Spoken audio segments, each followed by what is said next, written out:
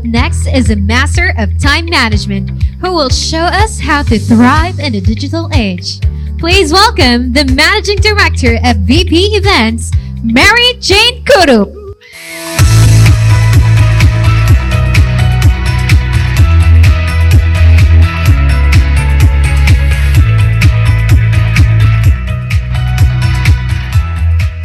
Just like anyone here, it took time for me to realize the importance of proper time allocation. I thought that if you're working hard, if you give your best, it's enough. But let me tell you, it's not. Before I realized the significance of this matter, I was like this. 270 pounds of stress and sickness. But mind you, I was good in what I was doing. I'm a business owner, a director, a marketer. I was even a voice coach at that time. But other aspects of my life were simply, by the way. By the way, I'm a mom. By the way, I'm a wife. By the way, I have to take care of myself. Then a life-changing sickness hit me. The details of that sickness is for another time or maybe a podcast. But basically, it was a near-death situation. So when I was being wheeled in to the operating room, I asked myself, if this is it, if my time will end with this, what do I regret the most? The answer shook me to the core. And the answer is, I didn't take care of my son. I took care of everything else except for him. Because when I gave birth to my lovely son, Krishna, I already have a scheduled meeting. Imagine, 15 days after a C-section, walking to a conference room with my bag, my laptop, and binders. That's how dedicated I am to work. So from the ages 1 to 3 years old, my son knows that I'm his mom. But I'm just a woman who comes home, kisses him, says I love you, and then goes again.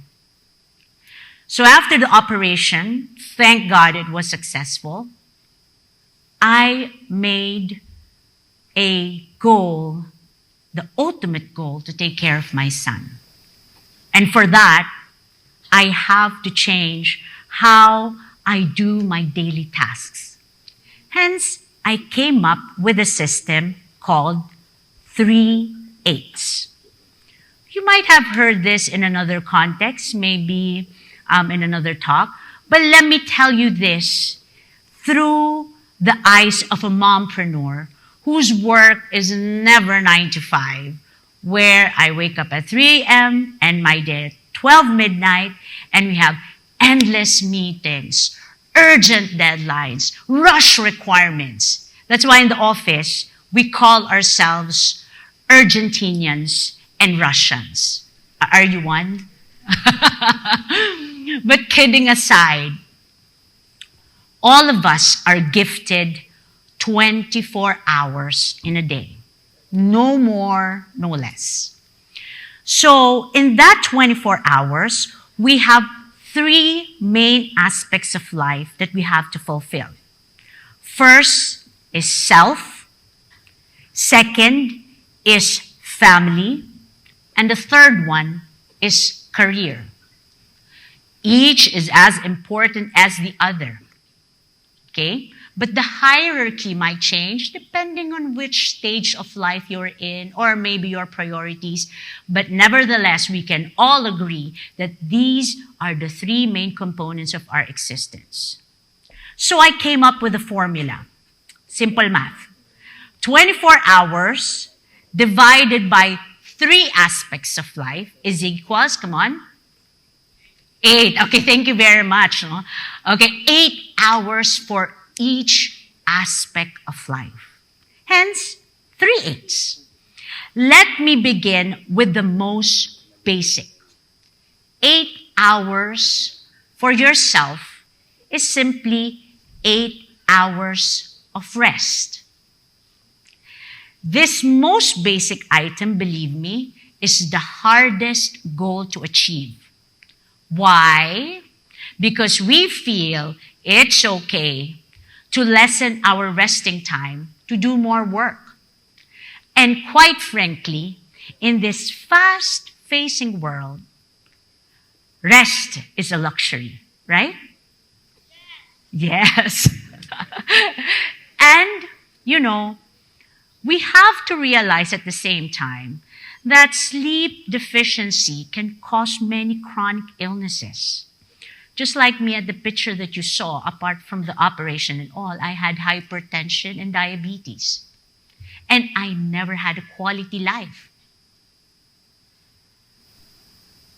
So after I went out of the hospital, because bed rest was needed after the operation, I had an opportunity to develop the habit of sleeping early. And I target 8 hours in a day. Now, by 8 p.m. or so, I'm feeling sleepy already. And when that schedule is challenged, I ensure that I adjust accordingly so I can complete that 8 hours in a day. To help me achieve this goal, I use my smartwatch. I think most of you have, right? You can monitor your sleep, you can monitor your resting time, put alarms, right? And now at our wrist, we can monitor that resting time so we can give that 8 hours to ourselves. The second 8 hours is for my professional life. This is the easiest 8 hours to delegate. What's hard is when to stop. Because I'm a self-professed workaholic. I started working at the age of 15. And basically, I love servicing people. I love achieving goals. Working is fun for me. But I know that there is more to life than just developing a career. Therefore, I began setting limitations and boundaries. How? Number 1, turn off your gadgets, anything, mobile phones, tablets, laptops, turn it off after your working hours. Okay? Why? So the rest of your day will be dedicated to other aspects of your life.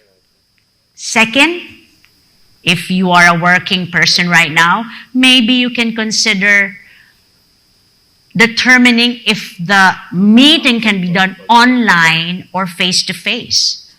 With the traffic of Metro Manila right now, coordination meeting has to be done via online. 4 hours of your day will be saved, especially me, I live in Fairview. The third one is make your rest days and weekends part of your schedule. And respect that schedule.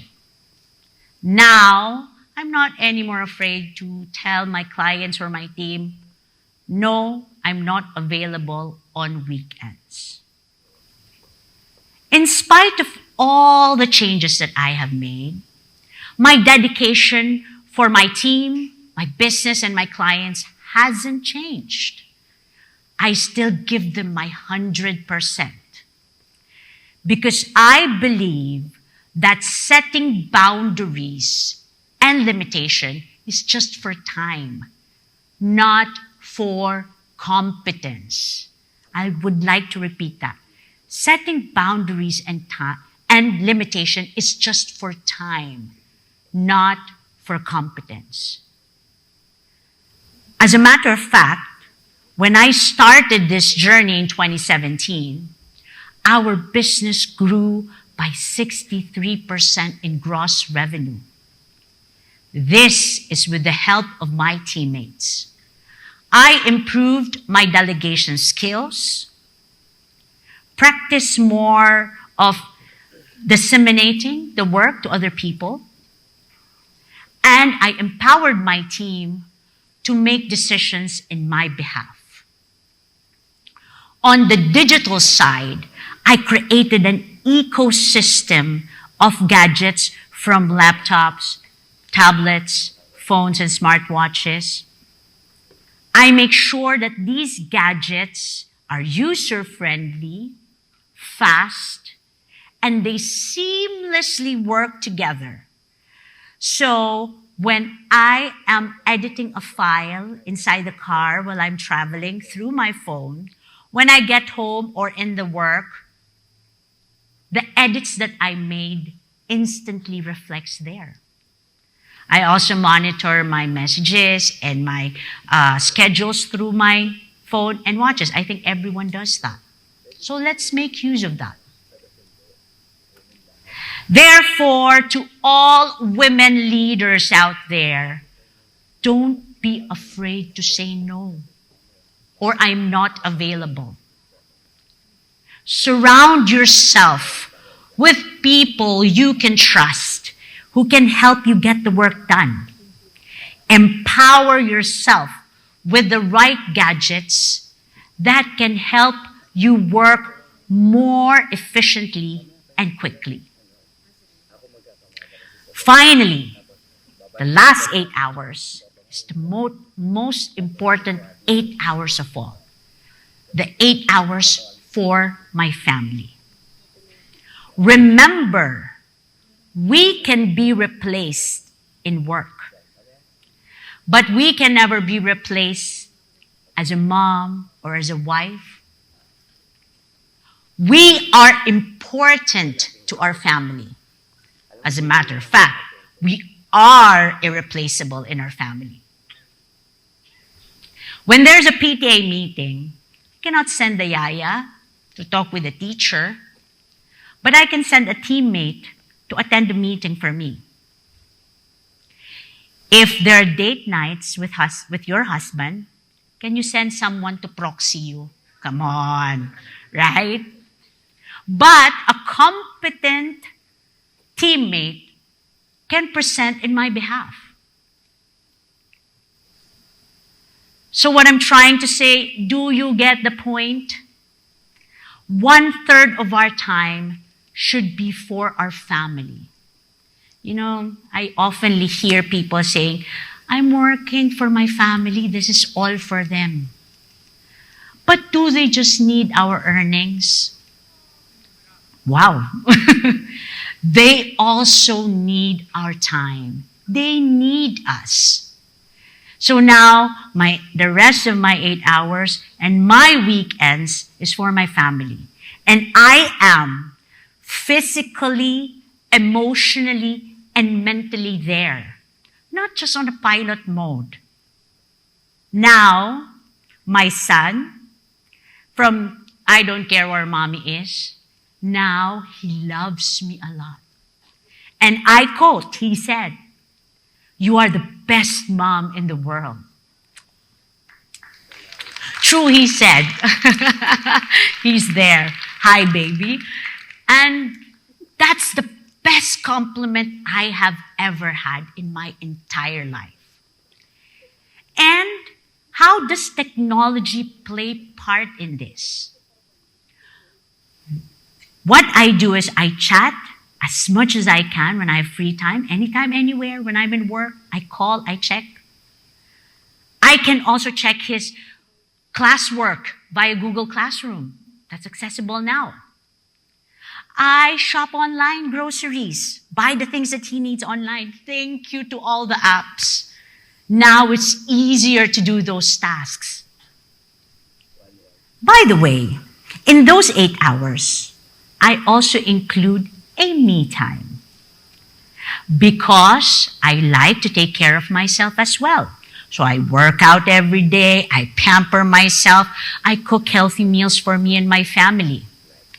Because me being healthy is my way of being there for my family, for my team, for my clients. Always giving them my 100%. So remember the 3 8s. Come on, join me. 8 hours for what? Rest and sleep for yourself. Okay, next one. I hope you will get it. 8 hours for your career. Very good, very good. And lastly, 8 hours for your family. Thank you very much. Give yourselves a big hand. I would like to leave you this quote from a famous American author and psychiatrist, M. Scott Peck. He said, "Until you value yourself, you will not value time. Until you value time, you will not do anything with it." Thank you very much and have a great day.